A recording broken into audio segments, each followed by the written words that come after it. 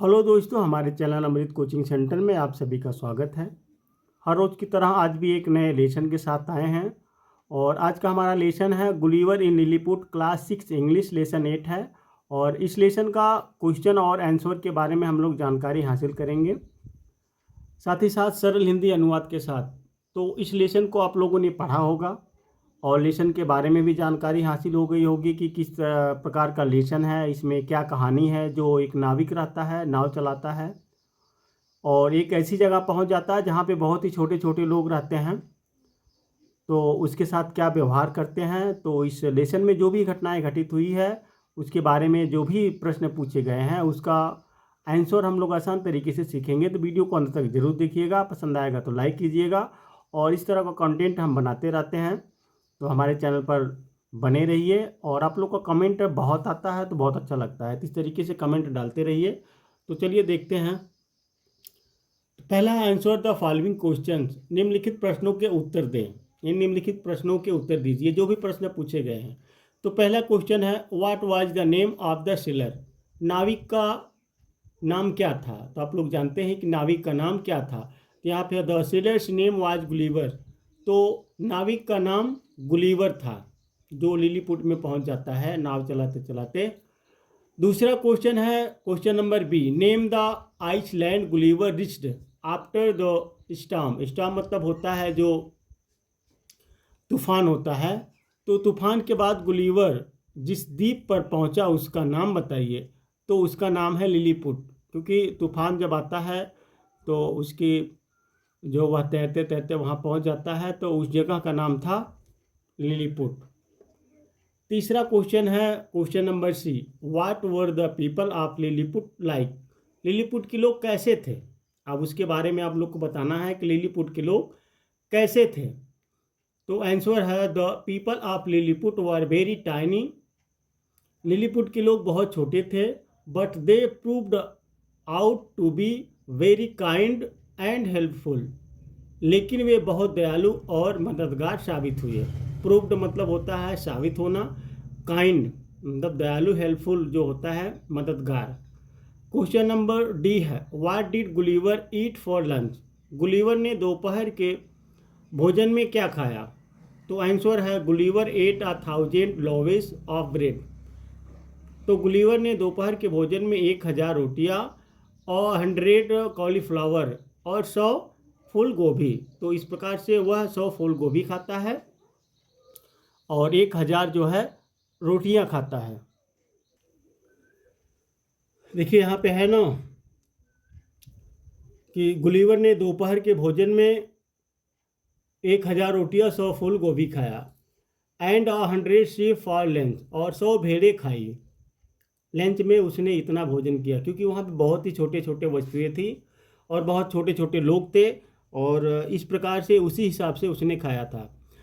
आखिरी क्वेश्चन है, according to you what was the funniest thing about the people of Lilliput. आपके अनुसार Lilliput के लोगों के बारे में सबसे मज़ेदार बात क्या थी। तो the Lilliput were so tiny as compare to the giant size Gulliver. तो लिलीपुट के लोग विशाल आकार के गुलिवर की तुलना में बहुत छोटे थे, क्योंकि गुलिवर जो था, नाविक जो था, वह बहुत बड़ा था। उसके हिसाब से वहाँ के लोग बहुत ही छोटे थे। At they thought that their thread like ropes could hold Gulliver for long. फिर भी उन्हें लगा कि उनकी धागे जैसी रस्सियाँ गुलिवर को लंबे समय तक रोक सकती है। अब क्योंकि वहाँ पे जो गया था गुलिवर, तो उसको रस्सियों से बांध दिए थे। It was the funniest thing about them, यह उनके बारे में सबसे मज़ेदार बात थी। आगे है, correct the following sentence and rewrite them. निम्नलिखित वाक्यों को सही करें और उन्हें फिर से लिखें। तो यहाँ दिया गुलिवर वाज अ पायलट, तो आंसर है गुलिवर वाज अ सेलर। तो यहाँ पे कुछ दिया गया है तो इसको आपको सही करना है। तो यहाँ पे पूछा गया Gulliver was a pilot, Gulliver एक नाविक था, तो आंसर है गुलिवर वाज अ सेलर। तो यहाँ पे गुलिवर एक नाविक था। यहाँ पे पायलट दिया गया है, पायलट मतलब जो जहाज वगैरह चलाते हैं, तो यहाँ पे पायलट की जगह आपको सेलर लगाना है। आगे है गुलिवर वाज अ पायलट। यहाँ पे देखिए गुलिवर एक पायलट था, नहीं, यहाँ पे गुलिवर एक नाविक था। क्वेश्चन नंबर बी है Gulliver tied the tiny people. Gulliver ने छोटे लोगों को बांधा, नहीं, the tiny people tied Gulliver, छोटे लोगों ने गुलिवर को बांधा था। इस प्रकार से आप लोग को भरना है। The tiny people were not helpful, छोटे लोग मददगार नहीं थे, तो यहाँ पे है the tiny people were helpful, छोटे लोग मददगार थे।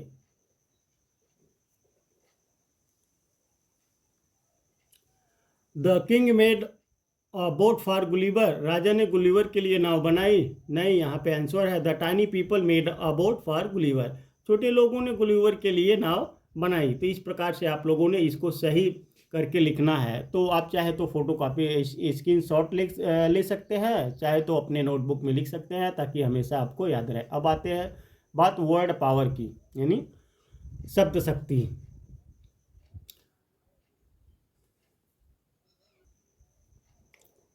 अब दिया गया है word having the same pronunciation but different meanings और कॉल्ड होमोफोन्स।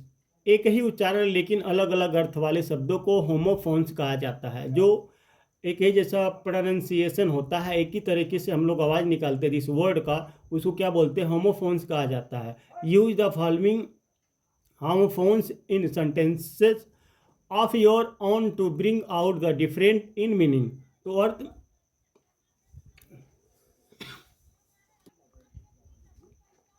तो अर्थ में अंतर लाने के लिए अपने वाक्यों को निम्नलिखित होमोफोन्स का उपयोग करें। तो यहाँ पे पहला दिया गया है word having the same pronunciation. Words having the same pronunciation, जिन शब्दों का उच्चारण एक जैसा होता है, but different meaning are called homophones, लेकिन अर्थ अलग अलग होते हैं, उन्हें होमोफोन्स कहा जाता है। तो यहाँ पे ऊपर भी है, नीचे भी है। तो आगे देखिए इसको कैसे बनाना है आप लोगों को। एट है, एट है, एट का मतलब 8 होता है, एट का मतलब खाए, ईट का सेकेंड फॉर्म है। टेल पूंछ होती है, और tail. No, know. Hole, whole, तो राइट, राइट।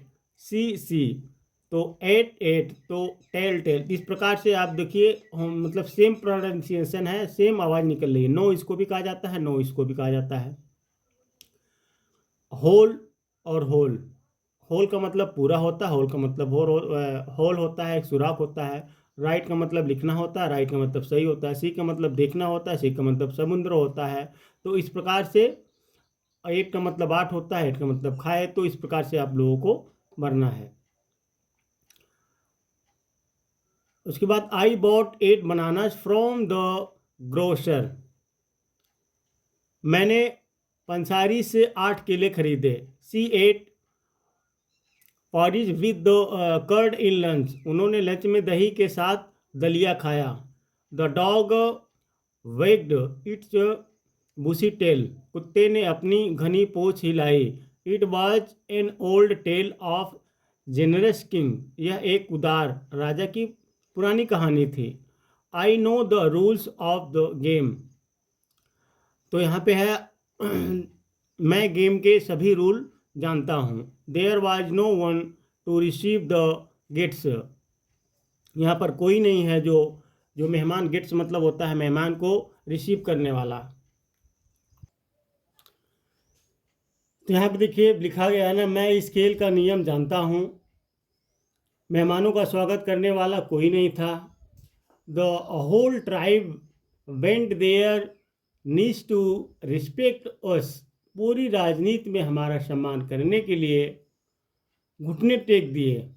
यहाँ पे नीस, नीस मतलब होता है घुटने, बेंट मतलब झुकना। There is hole in Akshay T shirt, तो अक्षय की टी शर्ट में छेद है। The teacher asked us to write the paragraph, शिक्षक ने हमसे 2 पैराग्राफ लिखने को कहा। It was a right decision indeed, यह सचमुच एक सही निर्णय था।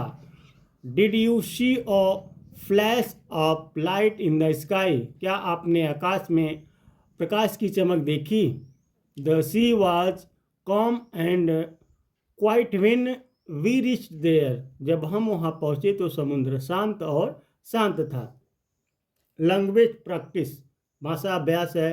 Frame questions for the statement using what, when, why and where. तो यहाँ पे आप लोग को यूज करना है सेंटेंस बनाने के लिए व्हाट का, व्हेन का, व्हाई मतलब वेयर का। One is done for you, एक आपके लिए किया गया है। तो यहाँ पे Akshay place hockey in the evening, तो अक्षय शाम को हॉकी खेलता है, तो यहाँ पे व्हेन आएगा। तो when does Akshay play hockey, Akshay hockey कब खेलता है। तो यहाँ पे आप लोग को क्या करना है, क्वेश्चन बनाना है। वे एक सेंटेंस दिया गया है इधर, उसके बाद उसी का क्वेश्चन यहाँ पे, अब जहाँ पे जिस प्रकार से लगता है, व्हाट लगता है या वाई लगता है या व्हेन लगता है, तो उसका उपयोग करके बनाना है। अगला है सालूस बॉक्स इन हर बैग, सालू का बक्सा उसके बैग में है।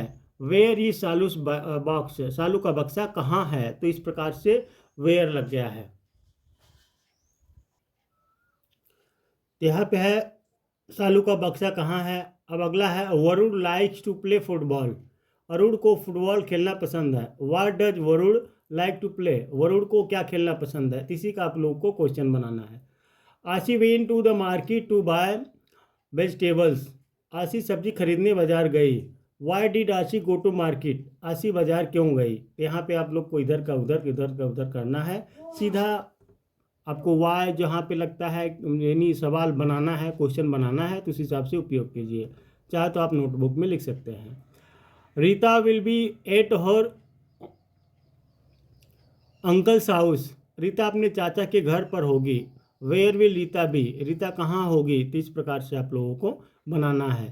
तो अगला है read the following passage and answer the given question, तो निम्नलिखित प्रश्नों को आप पढ़िए और उसका आंसर आप दीजिए। यहाँ पे आप देखिएगा अपने बुक में वहाँ पे एक पैराग्राफ लिखा गया है और उसी का आंसर आप लोग को देना है। पहले पैराग्राफ पढ़िए, उसके बाद उसका आंसर मतलब क्वेश्चन पूछा जाएगा तो उसी का आंसर देना है।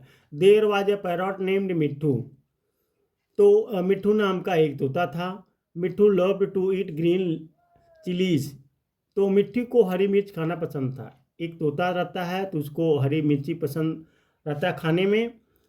तो इट लव्ड टू फ्लाई, उसे उड़ना बहुत पसंद था।